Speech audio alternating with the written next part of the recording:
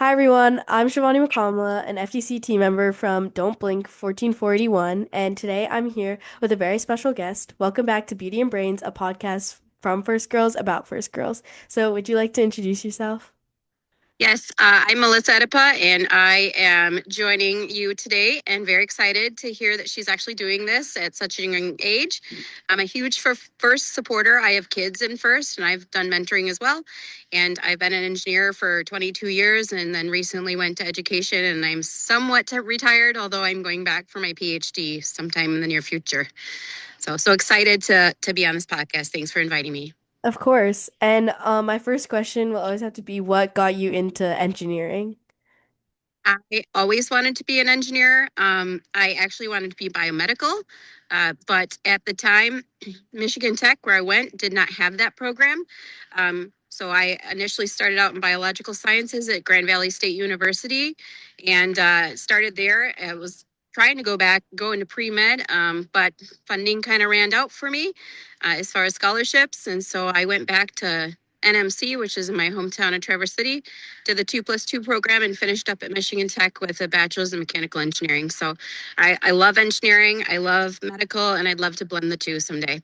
Yeah, definitely. And was there a person or maybe even experience that kind of sparked your interest in engineering? Absolutely. My cousin, I probably can't say her name, but she works at GM. I'll just say her first name is Jill. She has been a huge inspiration for me over the years. And even to this day, she's a chemical engineer and she's always rooted for me and even helped me like get back from Grand Valley back to NMC financially. And then I was able to go on to finish my bachelor's and a little bit into my master's before I graduated at Michigan Tech. But yeah, my cousin Jill for sure. Yeah, that's incredible. And after many years in engineering, what do you think kept you going if it was an experience or a person again? I think just the community and the support and the fact that it's no drama. My joke is that I really just love talking about math and science, and I love seeing kids of all ages get excited about that. So I've worked with people from your age, whether it's in a mentorship, all the way to like pushing in their 80s, and some of them just don't even want to quit. And that's kind of how I am too. Although I'm kind of in a season of break for the summer to enjoy with my kids. I hope to pick up in my PhD program in the fall and then go back into engineering, maybe in the short term, near future, depending on how everything works out. Yeah, definitely. And going back for education is definitely a huge step. So what do you think inspired that decision? And kind of a follow-up is what were maybe some of your fears going back? Well, going back to school, I Yeah. think the biggest thing is just not incurring a bunch of debt, which I've never believed in. You'll have to excuse me. You're going to hear trucks behind me.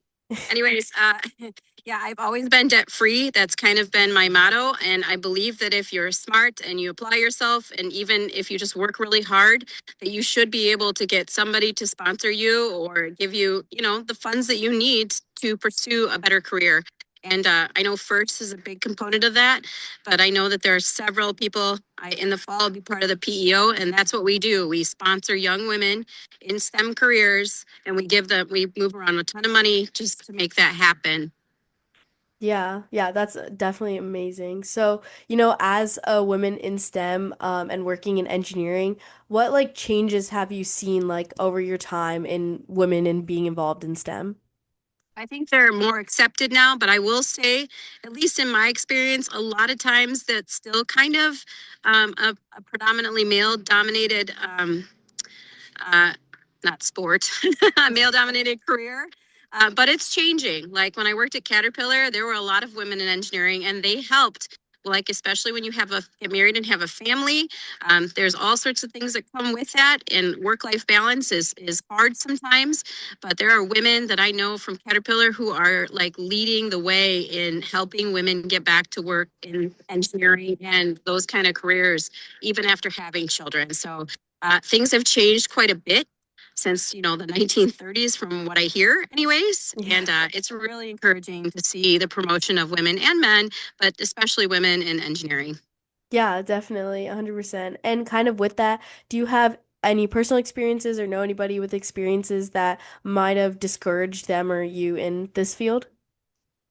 I've had several people say, like when I was expecting with my first child, they're like, I can't even look at you.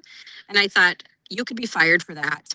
But I let it go and I said, okay, that person did pass. So I just feel like, you're going to have to, especially as a woman in engineering, and like if you get married and have children, you may still get those calls. Like even my cousin, like people still hit on her, which is weird. She's very professional about it. And she says, well, I would rather deal with that than other things. So she's very, very, very professional and she sits on the board at GM. So, and she just loves her job. She's always Yeah. loved her job. Yeah. That's amazing to hear. I feel like a lot of like hard experiences might discourage people, but I Yeah. think that this field is definitely worth, It continuing is. and like pushing yourself through. And Mm-hmm. kind of with that, you mentioned how you coach your kids in first. So how did your family first get into like the first robotics program? Sure. I had a coworker that I worked with at Manitowoc Cranes in the hydraulics group, and he was really involved in first. And I was hesitant to join at first because I'm like, we just need to get some sleep with having little kids and newborns and working full time. But eventually, my son really just loved Legos. And I thought, well, first starts with Legos, and Legos are an amazing tool to teach all sorts of things. So we started when he was 4 or 5, and I bonded together with 5 other women who have sons now that are in FIRST Robotics. And I would say 2 of them at least are on his team. So we've known these kids since they were in daycare and babies. And these women, our families have bonded together over FIRST. So it's pretty cool kind of to see that happen. And then last year, I co led a team with another woman who's got pretty high credentials and her twins. And I just ran the team with them and my son and my daughter. And I Wow. think we added one more student, but they're always wanting to add like 7 or 8. Yeah. Definitely. And I think that First Robotics is a very giving program. Like you join in just expecting to, have fun with robots and it gives you a lot of skills that you definitely wouldn't have thought of like getting from a program like this. So what do you think is like your favorite lesson or, competition challenge that you've learned from First? I think the thing that I've learned from First is that it's not like sports at all. I love that about First. It's about cooperation. It's about helping the other team, and it's about working together to get your robot, your Legos, like all together. And it's not about like I win, you win. It's we win together, and we learn from it. And I think sometimes like the best chance that you get at learning is when you lose. Because then you go back to the drawing board and you go, what can we do to get better? Like, so in life, I've said many times that, I didn't win hardly anything at sports. And I think that is the best thing because I don't have to be a winner. I love the idea that you can lose and still walk home with a smile and not let it be about a trophy. Yeah, definitely. And I feel like the Mm. competition settings are, although you get that friendly competition, you don't get that, unfriendly kind of wrong Yes. side of the competition. Like And it's even, international. Yeah. yeah, I think that's definitely the coolest part, like going to compete at higher levels or not even higher levels, just reaching out to people from all over the states, all across the world. Like it's crazy that so many people are connected together just by robots, which is kind Yes. of cool to think Yes. about. Yes. You don't have to deal with Definitely. drama. You can just deal with the robot. Yeah, definitely. And that seems like the easiest way, right? And Yes. I Talk tech. personally I've been in first for a while. I started FLL junior when it was still junior before it was Explorer when I was like 8 years old with my Girl Scouts and like ever since then like I was just like full send. Like Yes. I can't stop. Like I'm on two teams at once. I feel like that says enough. Yep. Like I Yeah. absolutely love it. And I think that it's a very given program. Like you said, you can still walk home with a smile, but I think it's also given me the chance to do something like this, like Beauty and Brains, which is something I would have never thought I would be doing, like even a year ago, or maybe honestly, like less than a year, 8 months ago. If you told me this, like I would be amazed, definitely. And Yes. kind of with that, coaching and like learning that like you can come home with a smile after maybe even a horrible or just a little bit of a loss. What do you think you learned from coaching that you can carry into your own career, going back to school and kind of like that? Oh, I think coaching is like blending teaching with engineering. So you're trying to get kids to learn. And, sometimes if they go to school all day, they are burnt out.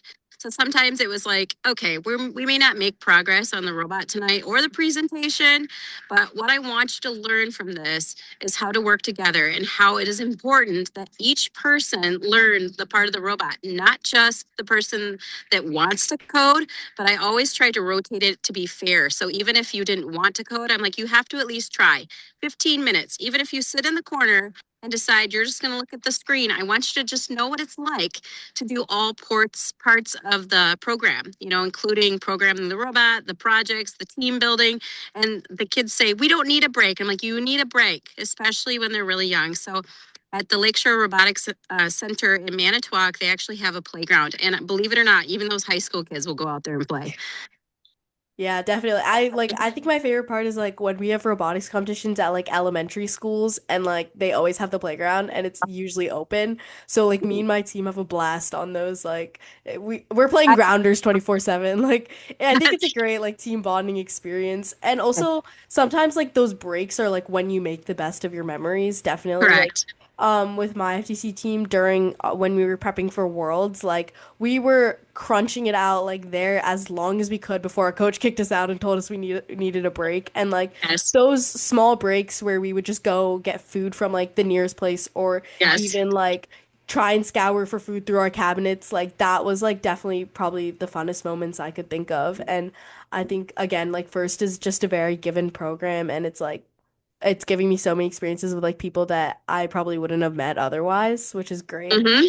Yep. Definitely. And Yeah. I I like 100% agree with what you're saying and kind of going into like advice more of. So, would you have any advice for maybe an older like my age or maybe even a little bit older, late into their 20s that want to get into STEM that weren't in it before? Yes, just Todd, I think I'm a huge proponent for like advertising this first program, and like locally here, I think they do a pretty good job. But I'm like, show up at the farmers market, like so. I honestly, I wear my first robotics shirt around town, and I often at the beach, it's like people are like, "What is that?" And I thought, Yeah. you don't know about this great program? Like this is a great program. So recently, I even had a kid who is my son's age join his team and we met at the beach. So it's Yeah. never too late, never ever. And you can even coach too. I believe that once you've served all the way through FTC, you need to wait 1 year. But like if you're an older student, this is a great time to get involved because this is when like college recruiters are looking, employers show up at these things. And so it's like you may have a job before you even graduate high school. You may know somebody in the industry. This was not around when I was going to school. And I'm like, I told my son, you should go all the way through high school and start now.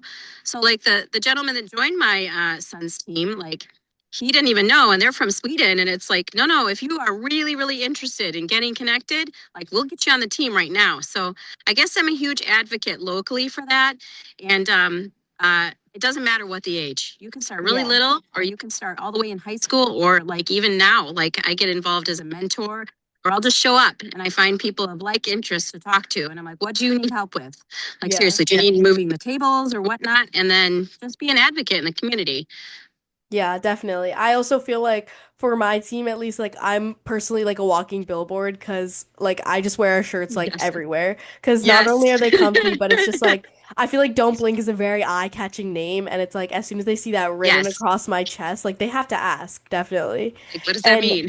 yeah, and like the part of like getting into it like later, I think first is also a very opening way. Like a shout out to my mom. I know she's watching this. Like she became my FTC team's mentor after seeing me go through FLL and first Lego League and see how much joy it brought me and she started helping my FLL team out and now that I'm on my lovely FTC team, like she always comes in to help me. I think she talks to my coach more than I do, to be honest. So I think like it's something that she also personally never would have saw herself doing what she tells me and now it's like she enjoys it. She's met a lot of her friends through it too, just like me, almost like the Yes. same exact type of vibe, definitely. Same. Yes. Yeah. I find that people that show up at that first robotics building, they're just easygoing.